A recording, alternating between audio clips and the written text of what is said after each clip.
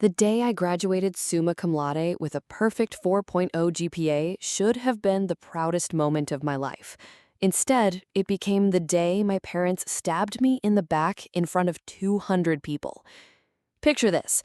I'm standing there in my cap and gown, diploma in hand, surrounded by family and friends at my graduation party. Everyone's congratulating me, taking photos, celebrating 4 years of straight A's and countless sleepless nights. Then my father taps his glass and stands up to make what I thought would be a proud speech about his accomplished daughter. Instead, what came out of his mouth made my blood run cold. "We're so proud of Maya," he said, "but we have an even bigger announcement. We've decided to pay for Sophia's entire college tuition. She's our baby, and she needs more support than Maya, who's always been so independent and capable." The room went silent. 200 pairs of eyes turned to look at me as I felt my entire world crumble. But what my parents didn't know was that I had been documenting their lies and favoritism for months. And what they were about to hear next would destroy our family forever. This is the story of how I turned the tables on the people who were supposed to love me unconditionally, and how sometimes the sweetest revenge is simply revealing the truth. But to understand how it got to this point, I need to take you back to the beginning of my senior year, when I first started noticing the cracks in what I thought was a loving family. My name is Maya, and I'm 22 years old. I'm a business major who worked 25 hours a week at the campus coffee shop while maintaining that perfect GPA I mentioned. I'm not telling you this to brag. I'm telling you because it's important you understand just how hard I worked for everything I achieved. My parents, Robert and Linda, always claimed they valued education equally for both their daughters. "We'll support whatever you want to study," they'd say. "Education is the best investment we can make in your future." These were the same parents who sat me down when I was 16 and promised they'd pay for my college education, just like they planned to do for my younger sister, Sophia. Speaking of Sophia, she's 3 years younger than me, 19 years old, and the complete opposite of everything I am. While I was pulling all-nighters in the library, she was pulling all-nighters at frat parties. While I was saving every penny from my coffee shop job, she was going on shopping sprees funded entirely by our parents. Her GPA hovered around a C+, and that was on her good semesters. Don't get me wrong, I didn't resent her lifestyle at first. We're different people, and I figured our parents were just letting her figure things out. What I didn't realize was that they weren't just enabling her, they were actively choosing her over me. The warning signs started subtle. When I'd bring up tuition payments for my final semester, my parents would deflect. "Don't worry about money, sweetheart. Focus on your studies." But their reassurances felt hollow, and I started noticing things. Hushed phone conversations that stopped when I entered the room, family meetings I wasn't invited to, my mom getting defensive whenever I mentioned Sophia's expensive new clothes or the brand new car they bought her for her 19th birthday. My best friend Jape was the first person to point out what I was too loyal to see. "Maya," he said one day as we were studying together, "your parents treat you like the reliable workhorse and her like the precious princess. When's the last time they celebrated one of your achievements the way they celebrate her just showing up to class?" I brushed off his concern then, but his words planted a seed of doubt that would soon grow into something much bigger. 3 weeks before graduation, everything I thought I knew about my family came crashing down in the most public, humiliating way possible. It was my graduation party, not the ceremony, but the family celebration my parents insisted on throwing at our house. Extended family had driven in from 3 states away. My aunts, uncles, cousins, family friends, everyone I'd grown up with was there to celebrate what should have been my greatest achievement. I had been expecting this to be the moment when my parents finally discussed my tuition situation. I still owed $15,000 for my final semester, and graduation was literally 3 weeks away. I figured they were waiting for this celebration to announce their plan, maybe make it part of the festivities. I was right about the announcement. I was catastrophically wrong about what they were going to announce. My father stood up, tapping his wine glass with that confident smile I'd seen 1,000 times before. Everyone, we want to share some exciting news with our family." I felt a flutter of anticipation. Finally, some clarity about my financial situation. "We are so incredibly proud of Maya and everything she's accomplished," he continued, and I smiled, waiting for "and we're proud to support her next steps." It never came. Instead, my father's next words felt like a physical blow. "But tonight, we want to announce that we've made the decision to pay for Sophia's entire college experience. She's starting at State University in the fall, and we want to make sure our baby has every advantage possible." The room went silent. Not the good kind of silent, the horrified, uncomfortable kind, where people don't know where to look. I felt my entire world shift between me, my parents, and my sister, who was beaming like she just won the lottery.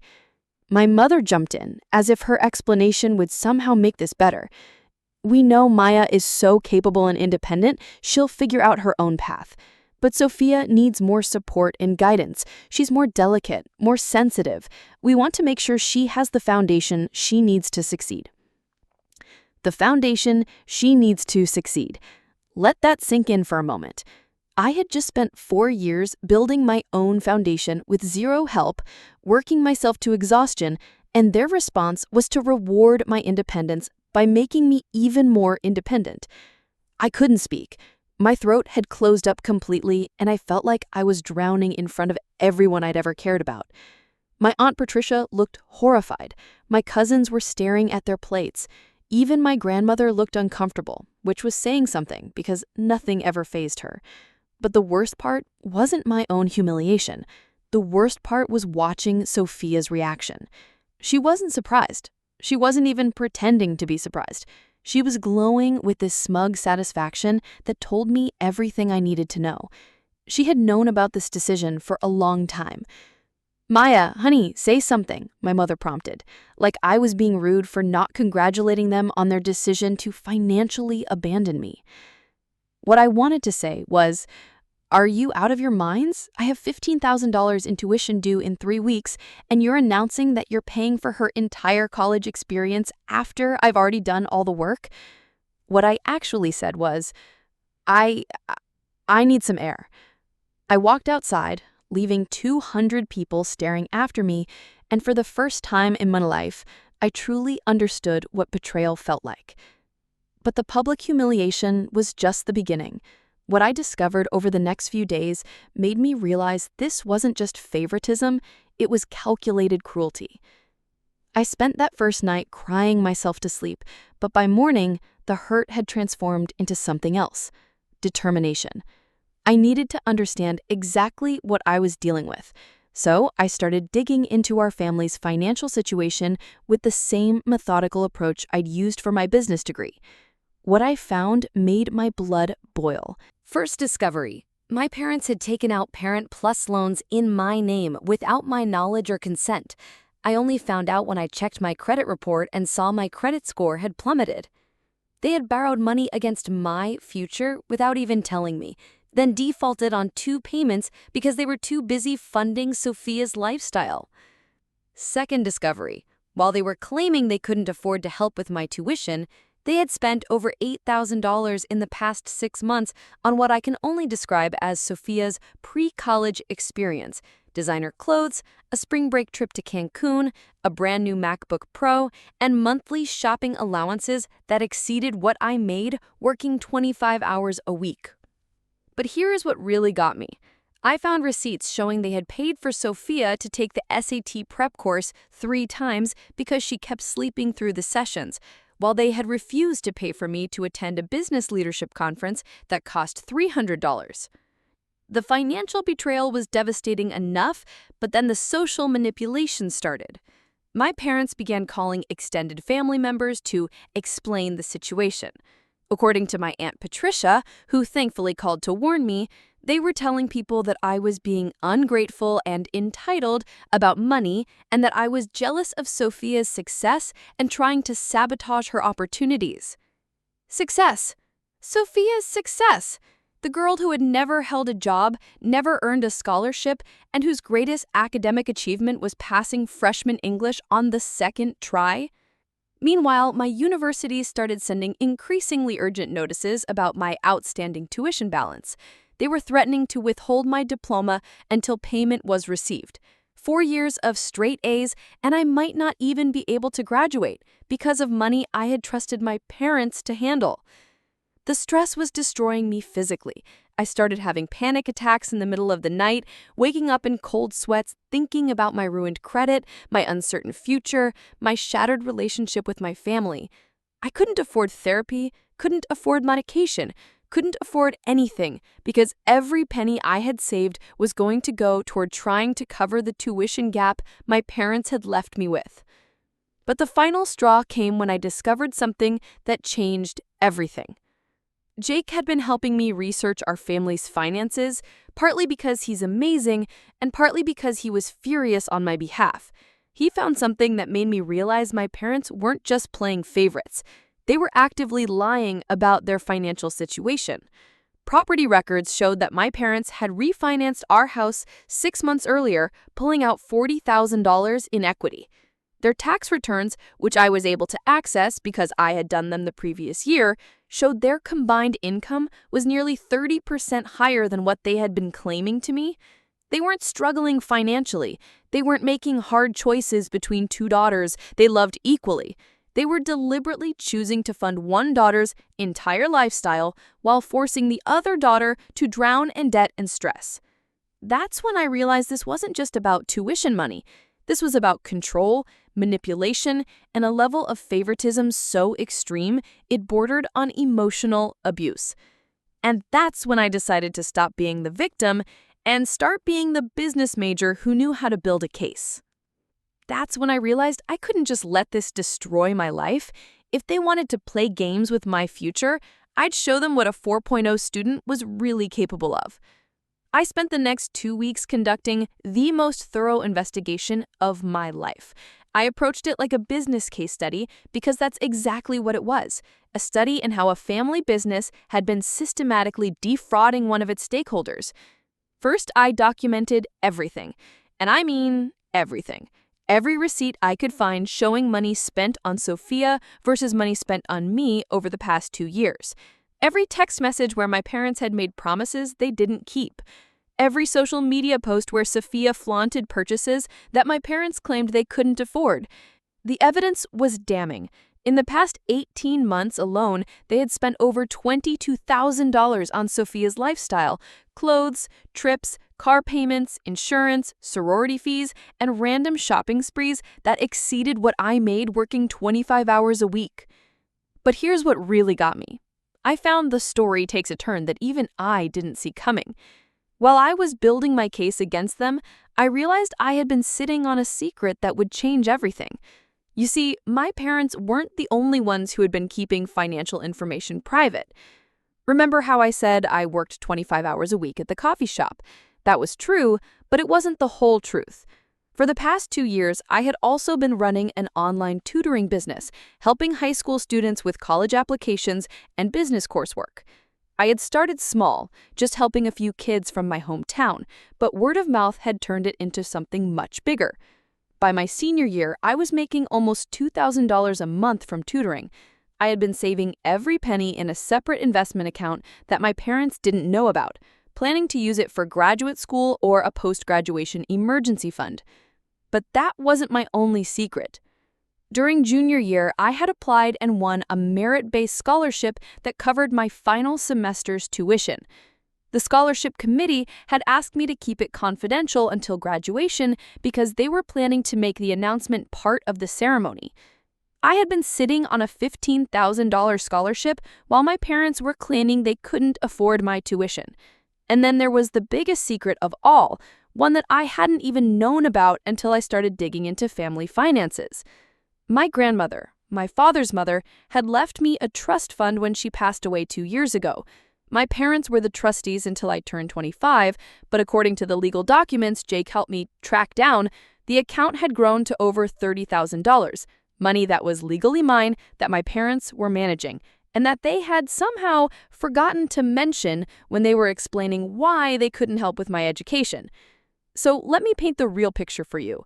I had a secret investment account with $18,000. I had a scholarship that covered my tuition. I had a trust fund with $30,000 that was legally mine, and I had been building a business that was generating $2,000 a month in profit. I wasn't just financially stable, I was more financially secure than my parents were. But instead of celebrating my success, they had chosen to humiliate me publicly while throwing money at my sister who had never earned a dollar in her life. That's when I realized this wasn't about money at all. This was about control. They needed me to be dependent, to be grateful, to be the struggling daughter who owed them everything. Sophia could be the princess, but I had to be the servant. Well, I was about to show them exactly how much their servant had been learning. I spent the next week preparing for what would become the most satisfying moment of my entire life. I gathered every piece of evidence, every financial document, every screenshot of Sophia's social media post showing off purchases my parents claimed they couldn't afford. I printed out my scholarship award letter, my investment account statements, and the trust fund documentation. And then I waited for the perfect moment to destroy them. That moment would come exactly 1 week later at our annual family reunion, where my parents were planning to continue their narrative about their ungrateful eldest daughter and their deserving youngest daughter. They had no idea what was coming. The day of the family reunion arrived, and I walked in with a folder that would change everything. They wanted to make me look like the failure of the family, but I was about to flip the script entirely. Our annual family reunion brings together about 30 relatives from both sides of the family. It's held at my uncle's house, and it's always been one of those events where family drama gets aired, family gossip gets spread, and family reputations get made or destroyed. My parents had been working the room for weeks, telling their version of the story to anyone who would listen. Poor Robert and Linda. Trying to be fair to both daughters but having to make tough choices. Maya being difficult about money, Sophia being so grateful and deserving of their sacrifice. I arrived fashionably late, carrying a manila folder and wearing the most confident smile I'd ever managed. My Aunt Patricia took one look at me and knew something was about to happen. Jake had offered to come for moral support, but I told him this was something I needed to handle alone. My parents were holding court in the living room, surrounded by aunts and uncles who were nodding sympathetically as my mother explained how challenging it had been to deal with my entitlement issues around college funding. I walked straight into the center of the room and set my folder on the coffee table. "I'm sorry to interrupt," I said, loud enough for everyone to hear. "But I think there might be some confusion about my financial situation that I'd like to clear up." The room went quiet. My father's face immediately showed alarm. He could sense that something was off, but he couldn't figure out what. "Maya, sweetheart," my mother started, "this isn't really the time or place for—" "Actually," I said, opening my folder, "this is exactly the time and place. Since you've been discussing my finances with the entire family, I think everyone deserves to know the complete truth." I pulled out the first set of documents, printouts of Sophia's social media posts, alongside receipts my parents had left lying around. Let's start with some basic facts. In the past 18 months, Mom and Dad have spent over $22,000 on Sophia's lifestyle. Here are the receipts for her spring break trip, her new car, her sorority fees, her shop-in allowances, and her designer clothes. I spread the documents across the coffee table like I was presenting a case to a board of directors. During that same period, they spent less than $800 on me. Most of that was for my graduation cap and gown, which they purchased reluctantly and at the last minute.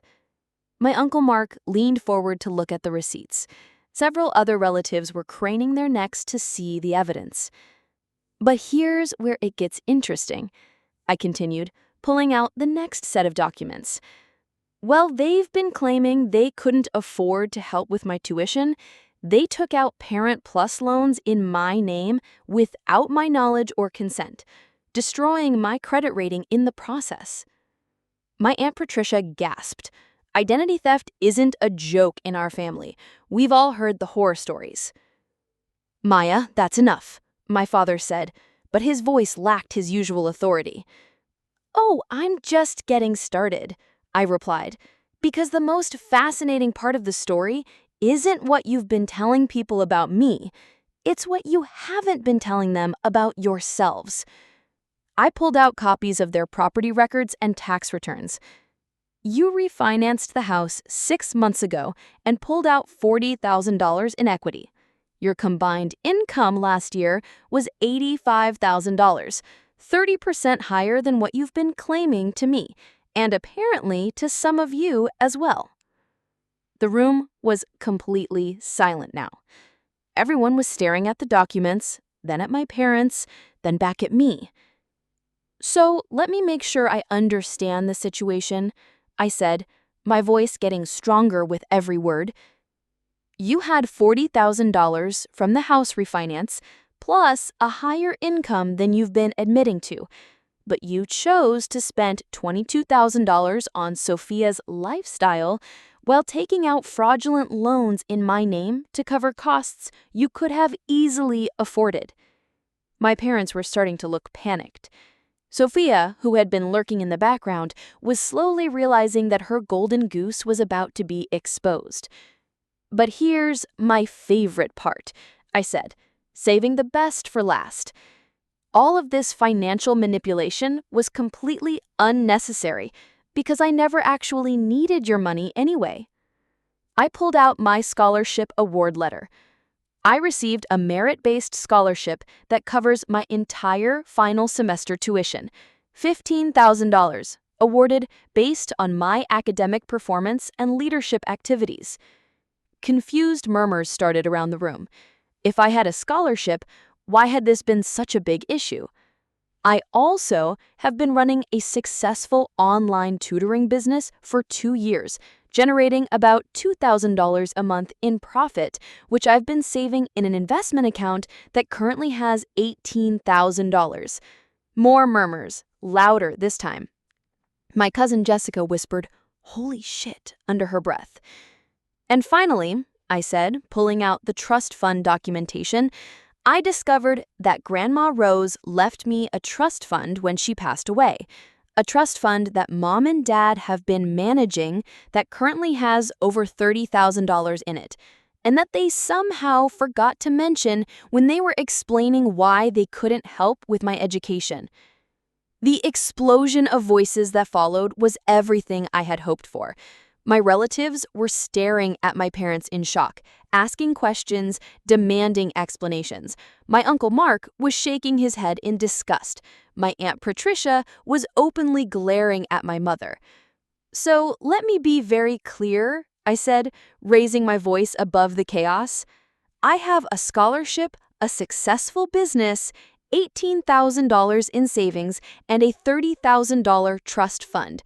I am more financially stable than you are. I never needed your money. I was testing whether you would treat your daughters fairly when you thought one of them needed help." The silence that followed was deafening. You failed that test spectacularly. My parents looked like they wanted to disappear. Sophia looked like she was about to cry, and I felt like I could finally breathe for the first time in months. "Maya," my father started, "we had no idea about your business or your savings." "Of course you didn't, because you never asked. You never asked about my goals, my plans, my achievements, or my capabilities. You just assumed I would be grateful for whatever scraps you decided to throw my way while you funded Sophia's princess lifestyle." I started gathering up my documents. "From now on, you can save your money and your manipulation. I'll be funding my own life, thank you very much. And Sophia?" I turned to look at my sister, who was crying now. "You might want to start learning some actual life skills because this gravy train is about to run out of track." I walked out of that house with my head held high, leaving behind 30 relatives who finally understood exactly who the real problem was in our family. The silence in that room was deafening. For the first time in my life, I had rendered my parents speechless. But what happened next taught me the most important lesson of all. Walking out of that family reunion felt like stepping into a completely different life. For 22 years, I had been playing by their rules, accepting their version of reality, believing their narrative about who I was and what I was worth. In one afternoon, I had rewritten that entire story. The immediate aftermath was exactly what you'd expect. My phone started buzzing within hours. Text messages from relatives who wanted to hear more details, calls from family members expressing their shock and disappointment in my parents, and messages of support from cousins I hadn't talked to in years. But the most important call came from my Aunt Patricia. "Maya," she said, "I owe you an apology. I've been watching this favoritism play out for years, and I should have said something sooner.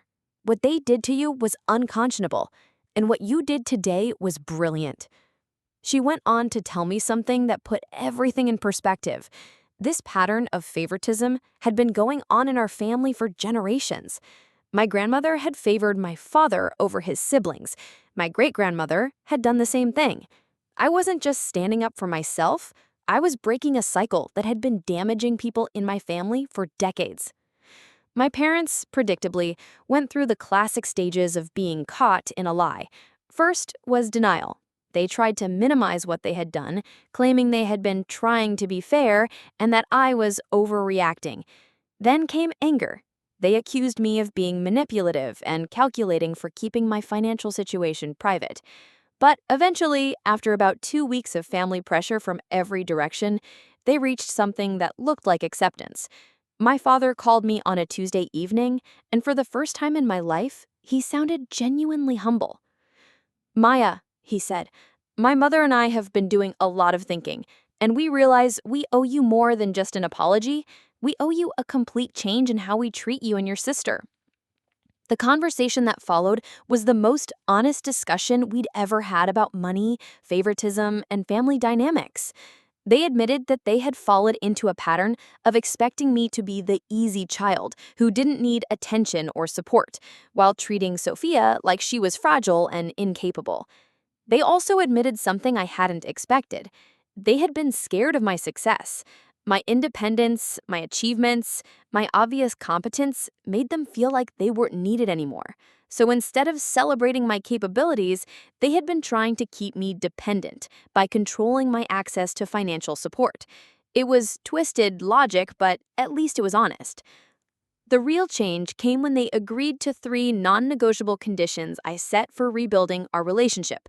First, they would immediately resolve the identity theft issue by taking full responsibility for the loans they had taken in my name and repairing my credit rating. Second, they would stop funding Sophia's lifestyle and require her to get a job and take responsibility for her own expenses. Third, they would give me full access to my trust fund and stop managing my finances without my knowledge or consent. To their credit, they followed through on all 3 conditions.